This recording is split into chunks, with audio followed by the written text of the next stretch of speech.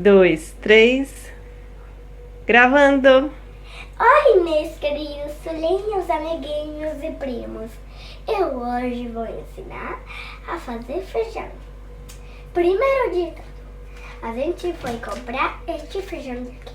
Vocês se podem encontrar com ele no Mercadona, mas vocês podem eleger o que vocês queiram, tá? Vai tá? Delicioso. Primeiro, a gente vai botar 2 tomates. Segundo, esta cebola grande e 6 dentes de alho.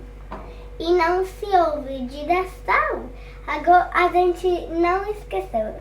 A gente esqueceu de botar aqui mais tranquilos, que a gente vai pegar este canal, vai seguir cada vez melhor e vocês, todo mundo, vão querer se inscrever. Suscrevam-se neste canal, mas ainda a gente não acabou.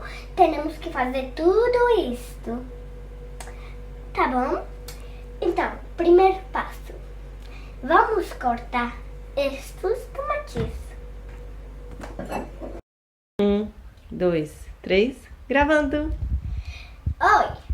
A gente, depois de botar tomate, alho e cebola, a gente bota um pouco de água, o feijão e depois botamos a sal.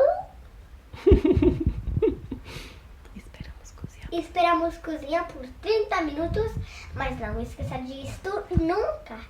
Sempre quem cozinhar com o adulto no lado, com o papai ou com a mamãe, ou com algum velho, com algum adulto. Lembrem! Tchau! 2, 3, ação! Oi, a gente segue com o vídeo. O feijão já tá pronto, agora vamos provar.